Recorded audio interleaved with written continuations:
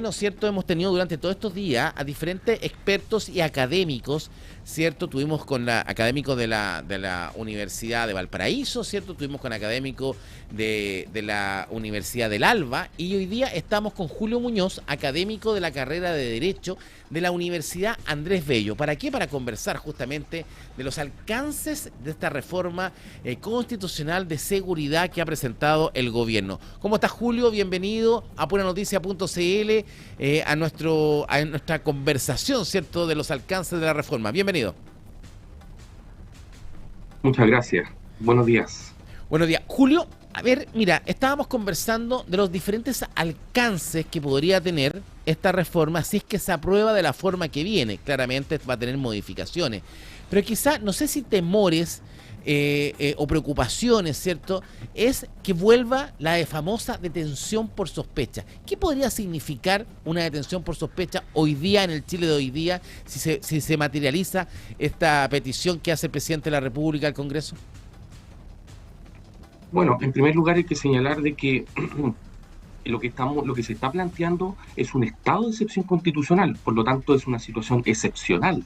Ya no es una cuestión que se va a establecer de manera permanente. ¿Ya? Lo que se critica en realidad es que la idea de este estado de excepción constitucional otorga mucha facultad al presidente de la República y entre ellas le otorga las facultades de poder de restringir y suspender algunos derechos fundamentales, entre ellos la libertad personal y la libertad de locomoción. Por lo tanto, todas las garantías que existen respecto al transitar libremente o permanecer dentro del transitar, entrar y salir del país o permanecer en un lugar determinado del país, con todas las garantías que ello tiene, se verían de alguna manera suspendidas o restringidas según lo determine el presidente de la República en el contexto de este estado de excepción constitucional sobre seguridad pública. Pero ayúdanos, y tú tienes mucha razón, efectivamente esta famosa detención por sospecha y todo sería parte de un estado de excepción, ¿cierto? Pero un estado de excepción también que el propio presidente lo puede elevar en cualquier minuto, ¿cierto? No necesita ser aprobado por nadie, solamente depende exclusivamente de una decisión personal. Pero vámonos, remóntanos a la historia, ¿cierto? Quizás, ¿qué significó en su minuto la detención por sospecha en Chile? Porque tuvimos detención por sospecha en Chile, ¿cierto? Y hasta que se elimina, pero ¿qué significaba en ese instante? Porque había también un problema social, un problema también de clase, que había un cierto sesgo a cierto tipo de personas, de la manera de vestir, quizá, en esta famosa detención por sospecha. En Chile, ¿hasta cuándo duró la detención por sospecha? Hasta como la década de los 90, ¿no? Sí, es que en realidad esto hay que pensarlo que está en contexto principalmente en contexto de regímenes autoritarios. Por lo tanto, eso no es aceptable dentro de lo que en el contexto de los estados contemporáneos de derecho y de carácter democrático.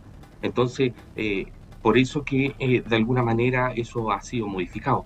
Eso sí, existen algunas situaciones hoy día contempladas de que permiten detener a algunas personas en una situación, en un contexto de una posibilidad delictual, ¿cierto? Pero hay garantías respecto a esa situación y que están establecidas dentro del Código Procesal Penal. Lo que hablamos acá en esta situación ya es que en un estado de excepción constitucional, dentro del contexto de un estado democrático de derecho, se establece una restricción o suspensión de derechos fundamentales, o sea, se altera la normalidad constitucional. Exacto. Y principalmente se afecta a algo que es muy importante para los individuos, que es su libertad, esta libertad de transitar libremente, entrar y salir del país, permanecer en un lugar, en razón de que se habrían establecido, se darían las causas para este estado de excepción constitucional. Por eso se critica mucho, en definitiva, si es viable o no es viable en el contexto nacional un estado de excepción de esta naturaleza, y principalmente comparándolo con los estados de excepción constitucional que ya existen y que de alguna manera pueden ser incluso más graves que las situaciones que se dan en aquellos estados de excepción constitucional son más graves que por ejemplo, en el caso de guerra exterior o en el Exacto. caso de guerra interna o guerra civil. Entonces, si aquí se estarían estableciendo restricciones o suspensiones a las libertades que serían más graves que en ese contexto. Entonces, se estarían otorgando facultades, demasiadas facultades al presidente de la República en este Ahora, ámbito. tú hablabas que justamente estas facultades se dan en ciertos gobiernos dictatoriales, ¿cierto? Eh, Estamos mirando de la estructura constitucional que tiene, por ejemplo, El Salvador. El Salvador debiese estar funcionando o funciona de la manera que se pretende justamente con este cambio constitucional que funcione en Chile. A ver, si se lee bien el mensaje presidencial, que es el 134-374 del 10 de agosto del 2026, que fue presentado recién Exacto. este lunes 18, dentro de los antecedentes se habla principalmente de dos realidades. De la realidad de El Salvador, pero también se habla de la realidad europea, ¿ya? Y de alguna manera podemos ver que la influencia está en el control de las mafias que hubo en los años 90 en Italia y principalmente la gestión que ha realizado el gobierno de Bukele. Principalmente a partir, podríamos decirlo, que el argumento estaría a partir de las decisiones que él toma el 27 de marzo del año 2022, luego de un fin de semana donde la Mara Salvatrucha, el barrio 18, cometieron más de 60 asesinatos. Entonces, más o menos eso podría ser de alguna manera el antecedente que se tiene. Pero esto es importante, si bien los estados de excepción constitucional, como excepciones, deben también respetar la historia de un país, el contexto histórico también de un país, las condiciones de aquello y también la historia democrática del mismo.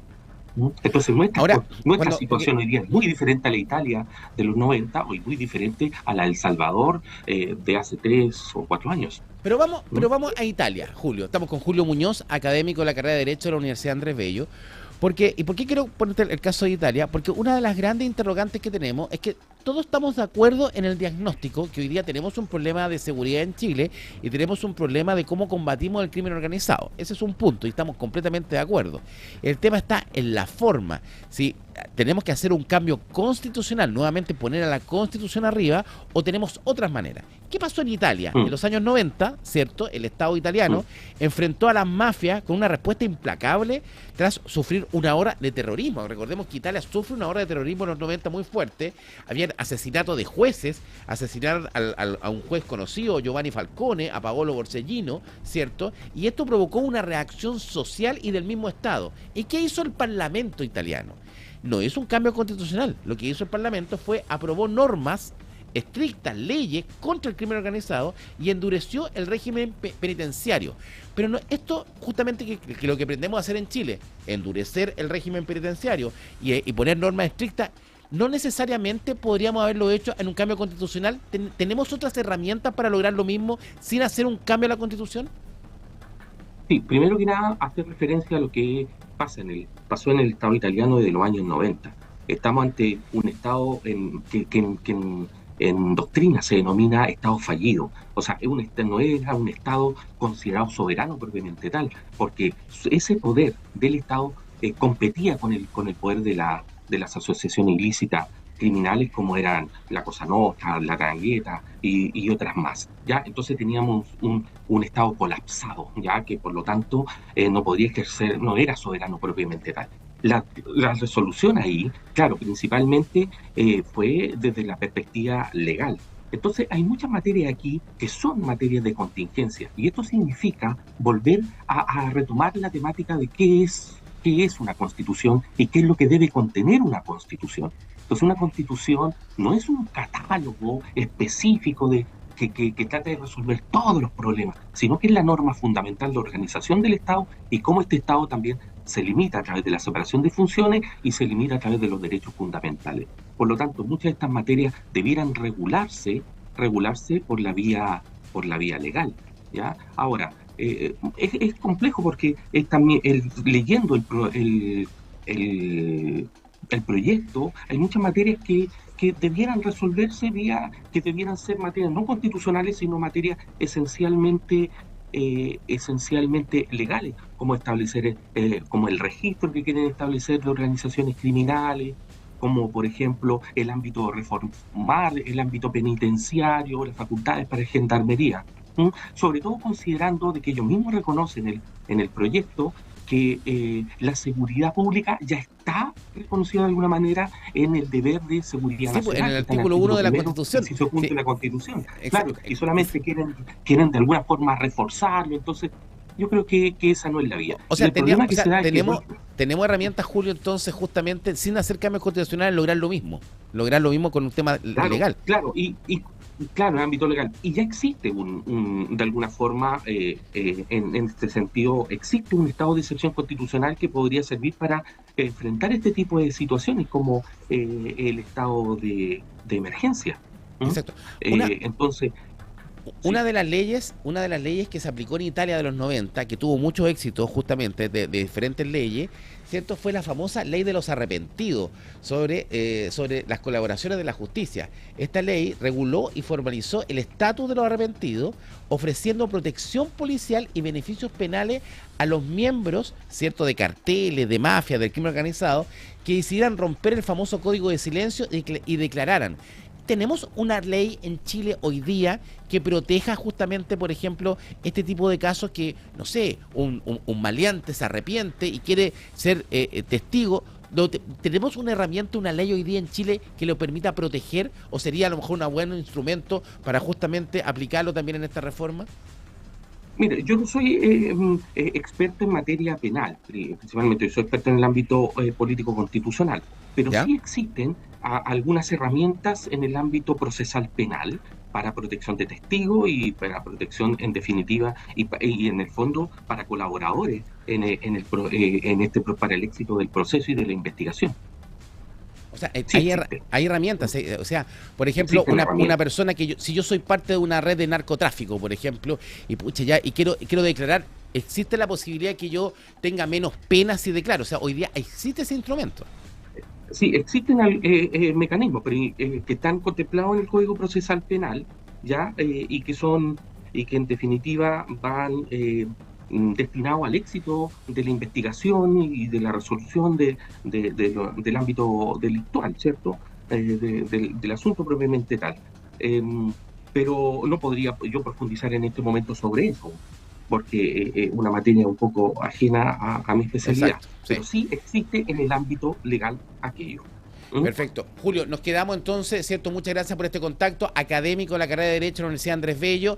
Quedamos, ¿cierto?, que no necesariamente necesitamos una reforma constitucional para lograr lo mismo, ¿cierto? Nos quedamos que existe también una inducción, ¿cierto?, de poder imitar lo que se hizo en Italia, en El Salvador. Así que agradecido de este contacto contigo.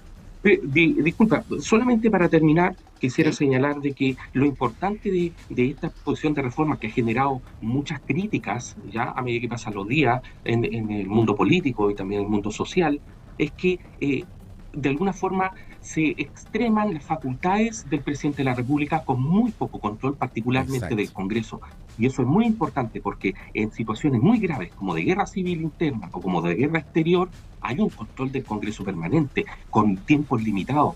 Y en el caso de acá estamos hablando de que se podría declarar un estado de excepción constitucional por 120 días primero, lo puede prorrogar el presidente de la República por 120 días más y recién ahí el Congreso, ahí podría pedirle para otra prórroga autorización al Congreso. Y es más, si el Congreso en 5 días luego de esa petición no dice nada, se entendería por aprobada la tercera prórroga del presidente de la Sí, República. Por lo tanto, sería un excesivo poder en manos del presidente de la República en lo que es un Estado constitucional y democrático de derecho. Entonces, por sí. eso es muy cuestionable. Sí, y no, yo creo que es muy difícil que se apruebe. O sea, yo creo que se va a aprobar parte, pero justamente ojalá que... Pero extraña, ¿cierto?, la petición, y eso que dicen que los borradores eran peores.